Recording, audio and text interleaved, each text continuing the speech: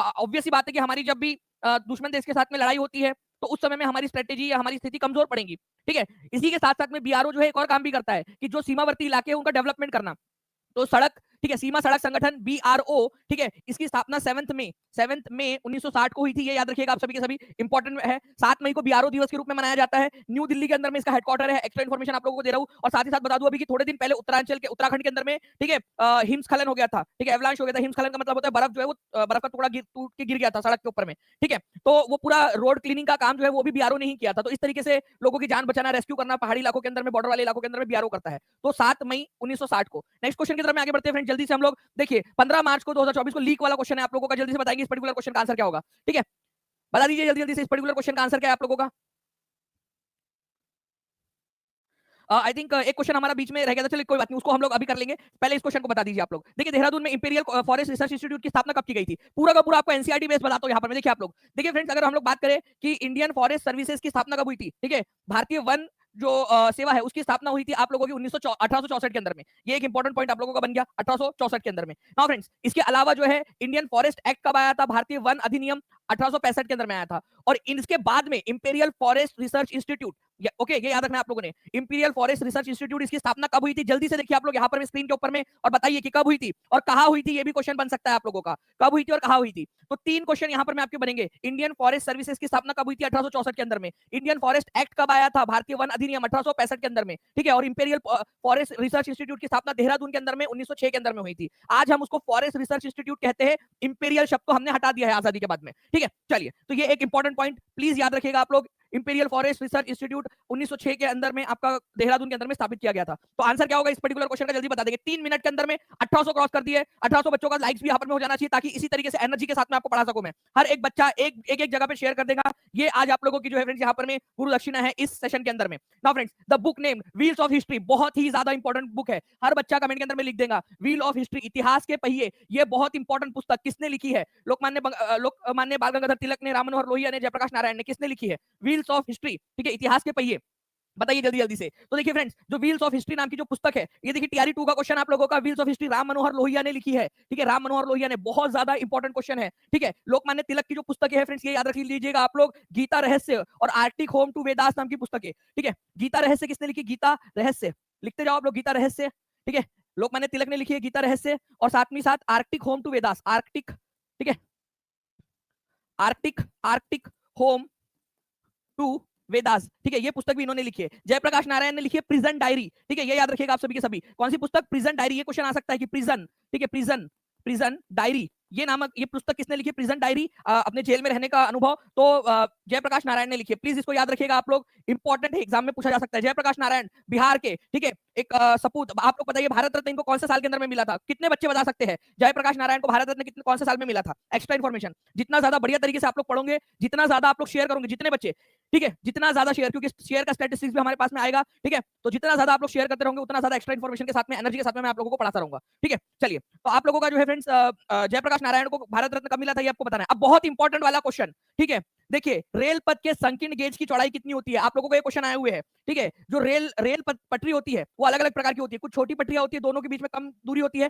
दो पटरियों के बीच में यहाँ पर में जो है कहीं पे ज्यादा दूरी होती है, कहीं पे और ज्यादा होती है। तो संकीर्ण नैरो गेज जिसको बोला जाता है, उनमें दो इसके बीच में कितनी दूरी होती है? ठीक है, दो लाइंस के बीच में, यह आप लोगों को बताना था। देखिए फ्रेंड्स, इंपॉर्टेंट पॉइंट है, ध्यान से समझिएगा आप सभी के सभी। ओके, मैं आपको बताता हूँ। आप लोगों को एक चीज यहाँ पर में जो है फ्रेंड्स हमेशा पता होनी चाहिए। ठीक है, आपका एक चीज कि भाई कितना, ठीक है, इंच का मतलब होता है 1 फीट। ठीक है, तो आप लोग समझिए 12 इंच का मतलब होता है 1 फीट। ये आप लोगों को ऐसे भी पता होना चाहिए। 12 इंच आपको पता है कि 2.5 सेंटीमीटर के बराबर का जो है आप लोगों का 1 इंच होता है। ठीक है, 2.56 के करीब सेंटीमीटर में। ठीक है, और आप लोगों का 12 इंच, ठीक है, इस तरीके से अगर आप लोगों के मिलेंगे 12 इंच, तो वो बन जाएगा, ठीक है, 12 इंच मिलकर बन जाएगा 1 फीट। ठीक है, ये याद रखिएगा आप सभी के सभी। ओके, अब इसके बाद में जो है फ्रेंड्स आधा फीट क्या हो जाएगा फिर? ठीक है, अगर मैं बोलूं कि आधा फीट कितना है ये? ठीक है, आधा फीट कितना होगा? तो आपका अगर 12 फीट जो है 1 फीट, 12 इंच 1 फीट होता है, तो आधा फीट कितना होगा? ऑब्वियस सी बात है 6 इंच, है ना? ये आपको समझ में आ गया क्या? बस ये चीज आप लोगों ने ध्यान रखनी थी। ओके, तो आप लोगों को बता दूं कि जो संकीर्ण गेज या नैरो गेज होता है आप लोगों का 2.5 फीट का होता है। ठीक है, 2.5 फुट का, 2.5 फुट का। ठीक है, अगर प्लूरल में लिखना है तो फुट लिखते हैं, और सिंगल में लिखना है तो फीट लिखते हैं इसको। तो 2.5 फुट का होता है, 2.5 फुट का। तो अब बात बताओ कि सही आंसर क्या होगा यहाँ पर में। ठीक है, तो अगर मैं यहाँ पर मैं बात करूँ आप लोगों से फ्रेंड्स इस पर्टिकुलर इसकी, तो आप लोगों का 2 फुट 6 इंच जो है फ्रेंड्स आंसर यहाँ पर में हो जाएगा, 2 फुट 6 इंच। ठीक है, answer is option number A, 2 foot 6 inch. ठीक है, जिसका मतलब हो जाता है आप लोगों का 2.5 फीट। ओके, ये 2 फुट हो गया और ये आप लोगों का हो गया आधा फुट।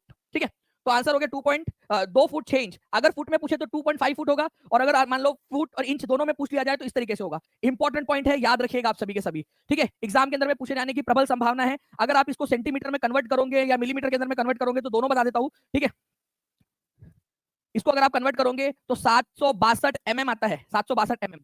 ठीक है, और ऑब्वियसली बात है कि अगर आप इसको मीटर में कन्वर्ट करना है तो आपको 1000 से डिवाइड करना पड़ेगा, 0.762। ठीक है, मीटर। ठीक है, इस तरीके से क्वेश्चन के थ्रू मैं आपको याद करवाता रहूंगा। अगर जितना ज्यादा आप लोग शेयर करोगे उतना ज्यादा। अगर आप चाहते हो कि ये क्वेश्चन वापस से करवा दूं एक बार फिर से, ठीक है, थोड़ी देर के बाद में, तो मुझे कमेंट करके बताइएगा आप लोग। मीटर गेज में 1 मीटर की दूरी होती है दो पटरियों के बीच में। ठीक है, मीटर गेज के अंदर में। स्टैंडर्ड गेज में कितना होता है, तो स्टैंडर्ड गेज के अंदर में एमएम में याद रखेंगे आप लोग फ्रेंड, 1435 एमएम। ठीक है, 1435 एमएम। ठीक है, और ब्रॉड गेज, आजकल भारत के अंदर में ब्रॉड गेज लाइन बिछाई जा रही है, अब इसको प्रेफर किया जा रहा है ब्रॉड गेज। ठीक है, तो 1676 एमएम। ये दो मेरे को आप लोग याद करके दो बस, एक और ये दो, मेरे को बस ये दो चीज लिख के दे दो। ठीक है, मैं आप लोगों को बता रहा हूं कि इसमें से क्वेश्चंस आएंगे, ये दो में से, स्टैंडर्ड गेज, ब्रॉड गेज, और तीसरा वाला जो मैंने नैरो गेज आपको करवाया है। ठीक है, और इसमें भी एमएम वाला क्वेश्चन पूछेगा, मैं आप लोगों को गारंटी से बता रहा हूं आगे में। ठीक है, और क्योंकि ये क्यों बता सकता हूं मैं आप लोगों को, क्योंकि मैंने ट्रेंड्स देखे हुए हैं। मैंने आप लोगों के बिहार के 10,000 से ज्यादा क्वेश्चन आपको टीचिंग परीक्षा के पेड कोर्स के अंदर में प्रोवाइड करवाए हैं। जितने बच्चों ने नहीं जुड़े वो आप लोग जुड़ जाइए, आपके काम की चीज है। ऐसा ना हो कि कहीं आप लोग जो है छोटी सी चीज से पीछे रह जाए। आप लोगों के मैंने DSSB के, KVS के अलग अलग एग्जाम के क्वेश्चन देखे हैं। ठीक है, टीचिंग परीक्षा के पास में खुद 4 लाख क्वेश्चन का जो है प्रीवियस ईयर क्वेश्चन का एक पूरा का पूरा क्वेश्चन बैंक है हमारे पास में। ठीक है, तो आप लोगों के देखिए फ्रेंड्स, इस तरीके के क्वेश्चन बनते हैं। ब्रॉड गेज रेलवे लाइन की साइज कितनी होती है, ब्रॉड गेज, इस तरीके से क्वेश्चन बनता है। जल्दी से एक बार सेशन को लाइक कर देंगे फ्रेंड्स, जितने भी लोग देख रहे हैं। 1884 लाइक्स हो चुके हैं। ठीक है, हर बच्चा जल्दी जल्दी से सेशन को लाइक कर देगा। देखते हैं कितने स्पीड में हम लोग 2500 लाइक्स पार कर सकते हैं। 9 मिनट के अंदर में हम लोगों ने 1854 कर दिया है अभी। कितने मिनट के अंदर अंदर में हम लोग 2500 पार कर सकते हैं। देखिए, ब्रॉड गेज लाइन जो है फ्रेंड्स, आप लोगों ने याद रखना है, the size of broad gauge railway कितना होता है। ब्रॉड गेज की बात कर रहे हैं अपन यहाँ पर में। ओके, तो जब ब्रॉड गेज की बात आएंगी आप लोगों की, तो अभी मैंने आप लोगों को जो है स्टैंडर्ड गेज और ब्रॉड गेज दोनों बताया है। स्टैंडर्ड गेज कितना होता है, 1435, और ब्रॉड गेज होता है 1676। ठीक है, 1676। तो यहाँ पर मैं आपसे ब्रॉड गेज पूछा था तो 1676 आंसर हो जाएगा आप लोगों का, 1676। 1435 क्या है, तो 1435 जो है फ्रेंड्स, ये आप लोगों ने याद रखना है, स्टैंडर्ड गेज है, स्टैंडर्ड, स्टैंडर्ड। ठीक है, स्टैंडर्ड गेज। ये दोनों के दोनों याद रख लीजिए आप लोग, बहुत ज्यादा काम आने वाला है आप सभी लोगों के लिए। ठीक है, मजा आ रहा है पढ़ने में, ऐसे आपको सारी सारी चीजें याद करवा दूं। ठीक है, चलिए, अच्छा, टेस्ट जरूर देना, टीचिंग परीक्षा एप्लीकेशन, हर एक बच्चा टीचिंग परीक्षा एप्लीकेशन डाउनलोड कर लेगा। ठीक है, और साथ ही साथ आपको बता दूं फ्रेंड्स कि आप लोगों के लिए, ठीक है, जो है आज सबसे ज्यादा हाईएस्ट ऑफर आप लोगों के लिए अवेलेबल है, फ्लैट 66% ऑफ। ठीक है, आज ये मौका है, चूकना नहीं आप लोगों ने टीचिंग परीक्षा के प्रीमियम कंटेंट के साथ में जुड़कर। ठीक है, आप अपनी सफलता की तरफ आगे बढ़ सकते हैं।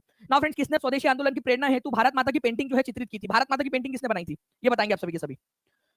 ठीक है, टेस्ट कहां मिलता है, टीचिंग परीक्षा का एप्लीकेशन डाउनलोड कर लीजिए। ठीक है, वहां पर मैं आप लोगों को मिल जाएगा। टीचिंग परीक्षा का एप्लीकेशन हर एक बच्चे के मोबाइल के अंदर में होना ही चाहिए।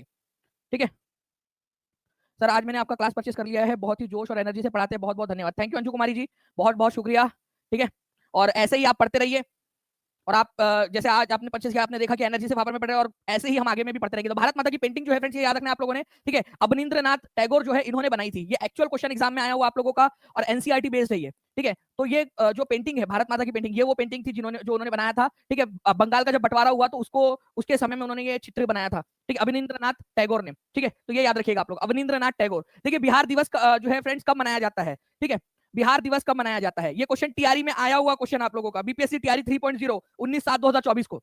बताओ, ऑन मार्च 22, 22 मार्च को बंगाल प्रेसिडेंसी से अलग होने के उपलक्ष्य में, 22 मार्च को मुगल प्रेसिडेंसी से अलग होने में, 22 मार्च को कलकत्ता प्रेसिडेंसी से अलग होने के उपलक्ष्य में।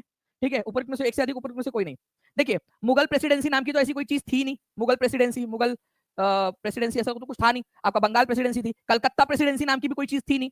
ठीक है, कलकत्ता प्रेसिडेंसी, तो ये भी आंसर नहीं हो सकता था आप लोगों का।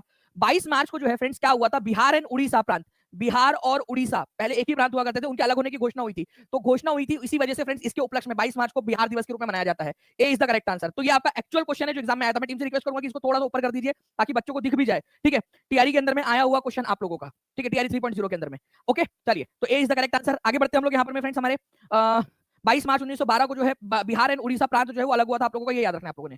ओके, अच्छा, किसको जो है फ्रेंड्स आप लोगों को याद रखना है कि आर्किटेक्ट ऑफ मॉडर्न बिहार, आधुनिक बिहार का वास्तुकार माना जाता है। यहाँ पर मैं आंसर दिया हुआ है, ढूंढकर बताओ जल्दी से कमेंट करके कि किसको माना जाता है आधुनिक बिहार का वास्तुकार। जल्दी से, फास्ट, आधुनिक बिहार का वास्तुकार किसको माना जाता है, आप लोग आंसर करेंगे यहाँ से ढूंढकर। आगे बढ़ते हैं हम लोग फ्रेंड्स। यहाँ पर मैं आपको बता दूं, बिहार दिवस स्पेशल जो है अब तक का सबसे बड़ा और महा ऑफर आप लोगों के लिए है। फ्लैट 66% ऑफ आपका जितने भी प्रीमियम बैचेस है टीचिंग परीक्षा के हर एक के ऊपर में। आपकी सफलता एक कदम दूर है आप लोगों से। साथ ही साथ आपको बता दूं